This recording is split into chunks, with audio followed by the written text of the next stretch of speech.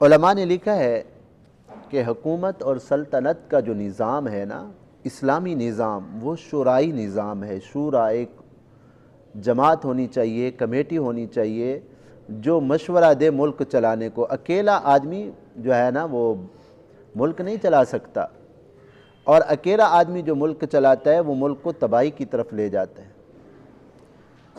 اللہ معاف فرمائے، ہم مسلمان اس شورائی نظام سے جب سے محروم ہوئے ہیں تو مسلمان ذلت کے اندر گرتے چلے گئے۔ جب تک مسلمانوں کے پاس یہ نظام تھا، شورائی نظام، جسے خلفائے راشدین ہیں، ان کے بعد بڑے نیک صالح حکمران آئے ہیں، جب تک ان کے پاس یہ شورائی نظام تھا، جو بادشاہ ہوتا ہے وہ بھی اللہ کے حکم کا پابند ہوتا ہے، اس کی اپنی مرضی نہیں چلتی کہ جو حکم دے وہ نافذ العمل ہو جائے۔ آج دنیا جو ہے نا دو نظاموں کے اندر جکڑی ہوئی ہے، اور دونوں ملعون قسم کے نظام ہیں۔ ایک نظام تو یہی جس کو ہم جو ہے نا کیا کہتے ہیں، ڈکٹیٹرشپ کہتے ہیں، جس کو کوئی ایک بڑا بن گیا، بس بادشاہ پھر خود تھا، پھر بیٹا، پھر پوتا، پھر اس طرح بادشاہت چلتی رہے۔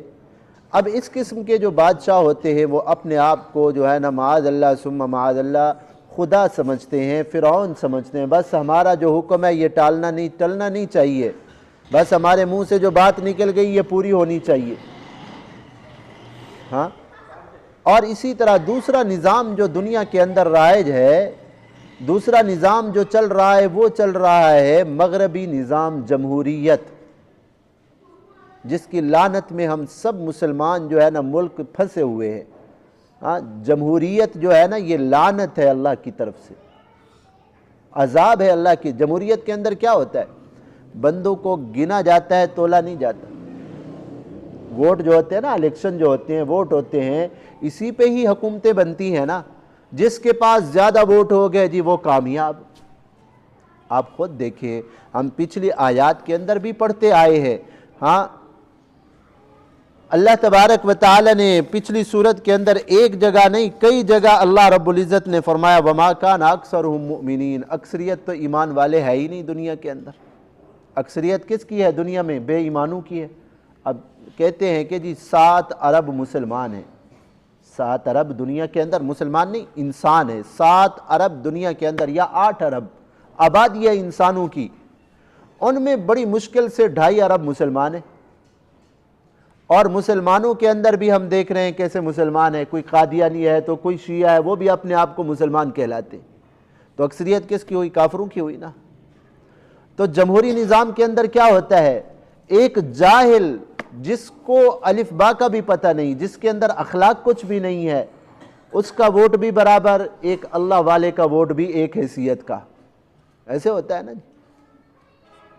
اور اگر 2 آدمی نیک صالح ہیں، بڑے عقل مند ہیں، پڑھے لکھے ہیں، اور دوسری طرف 5 آدمی ہو گئے نا جاہل، کہیں گے ہاں جی یہ 5 والا کامیاب ہے، تو کہاں پھر امن اور سکون آئے گا؟ یہ لعنتی نظام ہے۔